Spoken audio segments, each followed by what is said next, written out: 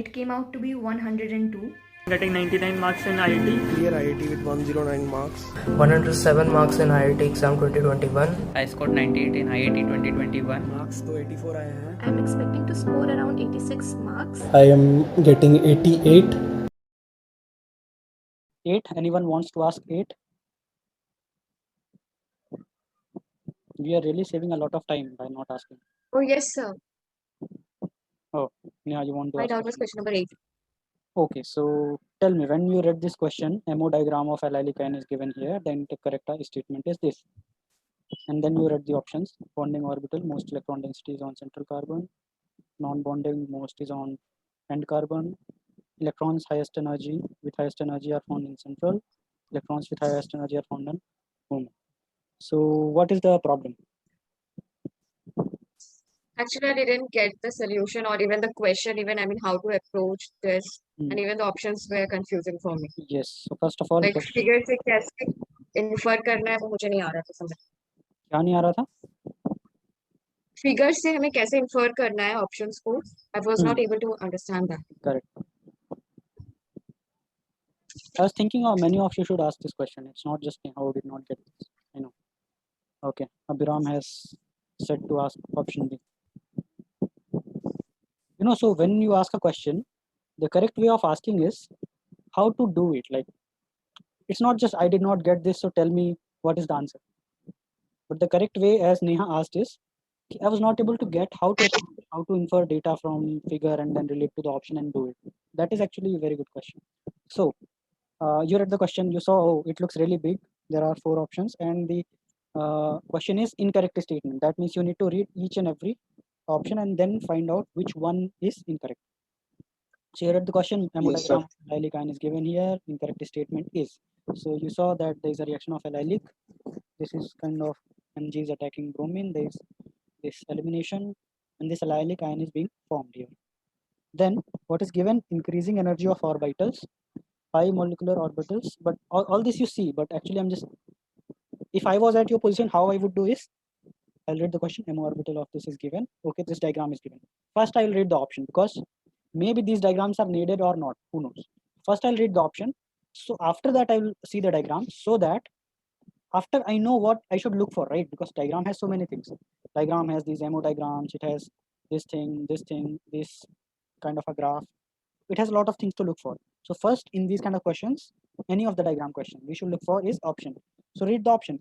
In the bonding orbital, most electron density is on central carbon. That means this is really kind of a vague statement. It looks like, how do I know that bonding orbital is in the most electron density is on central or allylic? How do I know, right? So now you go back to this diagram. Now you go back to this diagram and see. It has said in bonding orbital, right? Now what you need to look for in the diagram, you need to look for bonding, anti-bonding orbital. You don't need to see this reaction at all.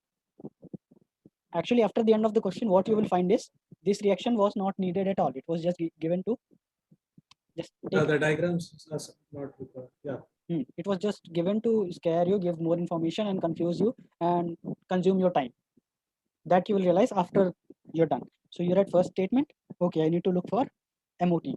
I see here the pi molecular orbitals in allylic system are given. Energy of is increasing generally this way, y-axis. So there is bonding orbital given here, non-bonding is given here, and there is anti-bonding given here, right? So we have to look for is bonding orbital. Most electron density is on central atom. Now you have allylic. Now you also need to know the structure of allylic anion, obviously. So maybe for that it may be useful, but if you already know, then this reaction was not useful. If you already know the structure of this allylic, right? Now how is this compound formed?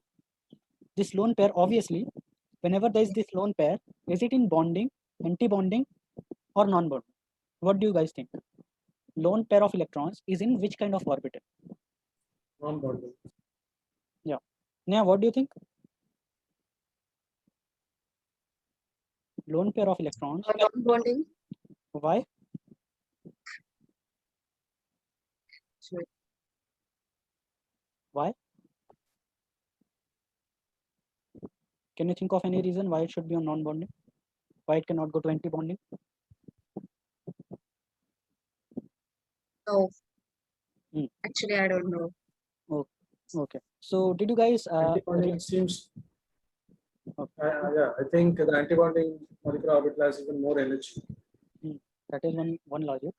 If so, did you guys read this in MOT when you were reading in chapter chemical bonding that non-bonding orbitals, the lone pairs are always in non-binding. There is this kind of a statement. Yes, in yes. In chemical binding chapter. I hope you remember. If not, it's fine. Anyway, so there is some non-bonding kind of here. Okay, there is non-bonding. Why is it non-bonding? Because it is not participating in bonding at all. Like there is no linear combination itself. So when you do the when you do the linear combination of atomic orbital, then you say, okay, you had psi1, you had psi2. What is psi1, psi2? Psi1 psi2 is orbital. You say that new orbital which will be formed, suppose psi will be either psi1 plus psi2, but there will be some coefficient. There are some coefficient always when you're doing linear combination. In maths, there is thing about linear combination. If you're non-math student, it's fine. Just remember that in linear combination, you take coefficient. Right.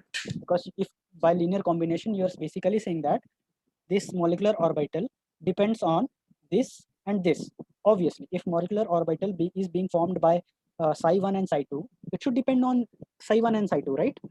Now, you do not know how much it depends. How much of the effect of psi1 will be there and how much effect of psi2 will be there. For example, if this was H and this was Cl, and Cl, the nature of orbitals of Cl is they kind of are more electronegative in nature.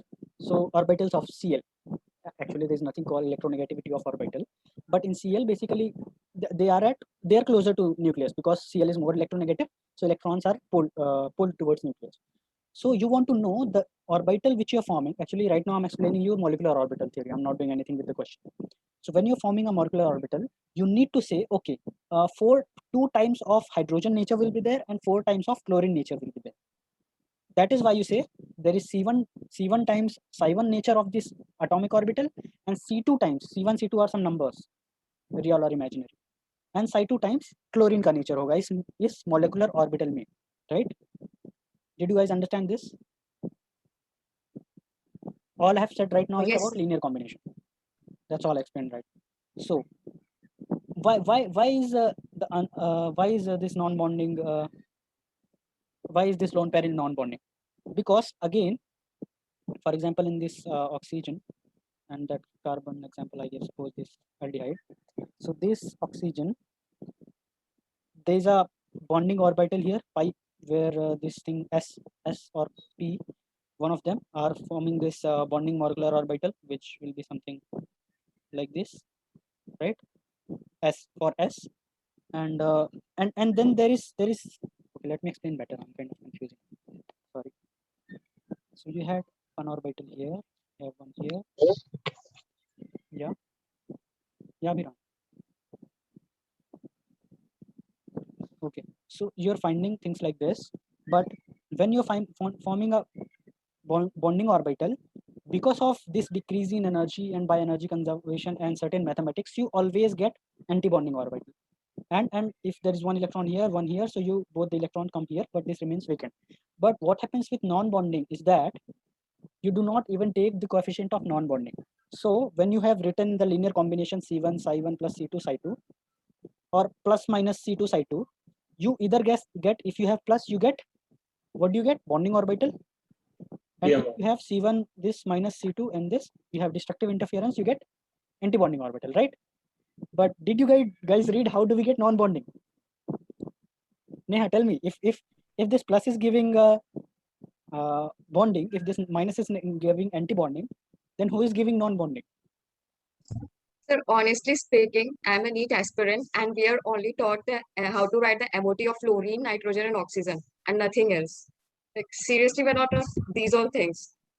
Okay, so thank you for being So I have honest. no idea.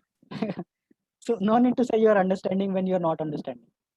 Very well said that if you are a NEET aspirant, all you are taught is the electronic configuration, so that when they give you H2, F2 or N2, you just write the Yes. molecular orbital configuration, right? Okay. Yes. Actually, we are made to learn that even how to write the configurations. They just say you just mug it up because yehi teen aana hai, so just learn it anyhow. NEET. Just don't care for anything else. Yeah, it's So, not yeah. your fault, guys. Okay, not your your fault. But okay, leave this thing. Did you understand my previous thing when I told you the C1 and C2? Why do we have C1? Oh, and C2? yes. Yes, I did get that. What is linear combination?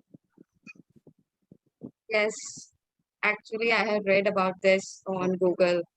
Okay, so it's also given in NCERT. So basically, what you're saying is, I should not go to. I had just very weird example of regarding NEET. You know, if with just a human reproduction kind of thing. So you have a baby and you have genome in the chromosome. Then there is X from this, and suppose there is X from this. Then how much here there is 50% genome of mom and 50% genome of father. So exactly the same thing is happening with molecular orbital.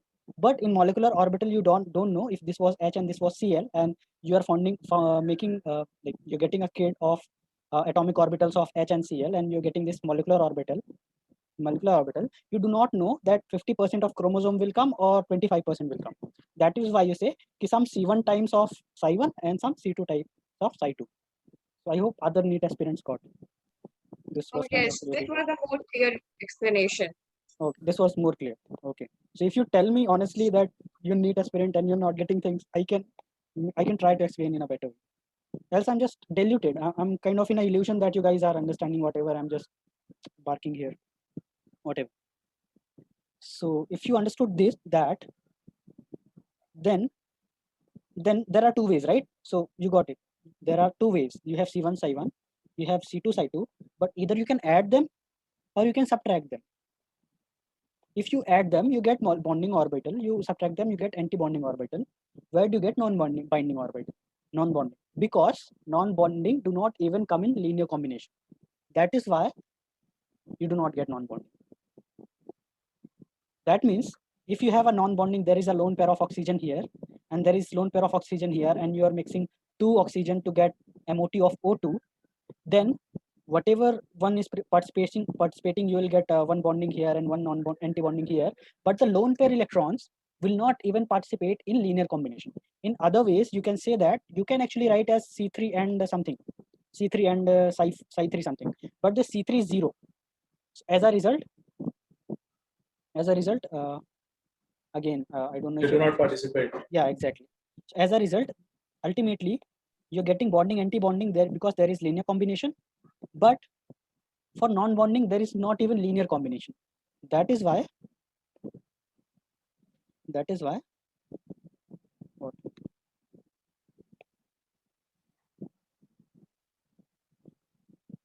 And that is why most of the times the energy of non-bonding is actually in between the anti-bonding and bonding. Bonding is stabilized, anti-bonding is destabilized, but non-bonding is just at middle or somewhere in the center because it doesn't care. Okay. So again, coming to the question, in bonding orbital, most electron density is on central carbon atom. Now, where should be the bonding orbital for this allylic ion? Right? There is this allylic ion. That means, and it has resonance structure, right? It has like this, and ultimately you have a structure something like this. And what is happening right now? There is pi bond here between these two atoms. In second structure, there is pi bond between these two atoms. But ultimately, in the real structure, because these are canonical structure which do not exist in real life. In real life, what exists? Something like this: 3 pi orbitals, all of them having this lone pair negative charge. Now, there are ways to do this, right? When there is so do you know why you got this first canonical structure? Let us call it A and let's call it B, and the actual one C. You got A structure because the lone pair was in some orbital, right? There was this p orbital which was having. In B there was this p orbital, but lone pair is here in this one, and here lone pair is in this one. So in A, this must be plus and this must be plus, because when atomic orbitals come closer, if they have same symmetry and charge, then only they form molecular orbital, right? So since they must have been plus plus, so they form pi bond, therefore you had pi bond here. In B, these must have been plus plus, so that they form pi bond and your lone pair is somewhere else. Ultimately, the C existing as C can have multiple ways. These two can be plus, or sometimes this is plus and this is flipping, right? So always the negative charge, wherever it is in non-bonding orbital. So for that, it will come to B actually, because in B we are talking about non-bonding. So when there is a bond formed, that means it is in bonding orbital. So central atom is always there, right? Whether you form a bond like this or you form a bond like this, the electron density of bonding, when there is bonding occurring, central atom is always there. So when you draw a structure like this or you draw a structure like this, in which sometimes this orbital bonding participates, sometimes bonding of this participate, and sometimes non-bonding of this takes lone pair, and sometimes non-bonding of this takes lone pair, but the central carbon always has bonding orbitals to make bond, right? Therefore, in option A, bonding orbital, most electron density. In bonding orbital, most electron density should be on central carbon atom. That's all I could say. Yes, sir, it's clear. Okay. Even if Okay, it's not, I can explain again, although I'm tired, but okay. So now coming to B.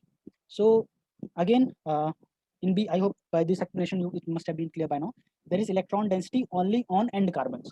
Obviously, when you draw these structures, right, this and this, so there is non-bonding orbital occurring mostly at end carbons, right? So in non-bonding orbitals, there is electron density only on end carbons, which is actually true because the lone pair is always at the ends only. It is never at the central carbon. So ultimately, when this question, okay, let me tell in a better way. So ultimately, what it meant is option B. What it meant is the lone pair is always on the end carbon. That is the meaning of option B.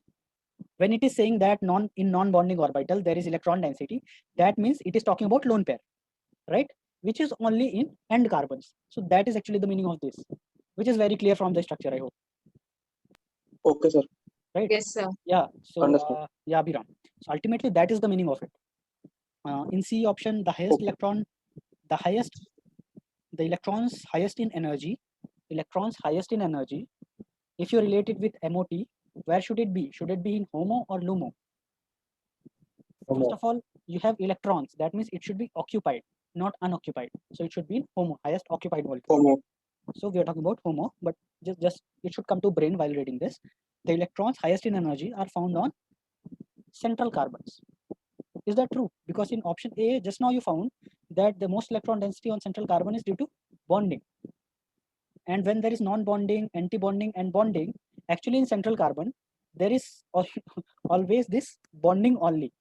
There is no question of anti-bonding, because if you have chance to feel bonding, why non-bonding? Why will you feel anti-bonding? So in central, there is always bonding or non-bonding.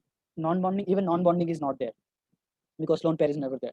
So it is wrong, C option. Actually, in the statement which I have given in the solution, there is some statement in which the correct sentence is highest energy electrons are found on end atoms.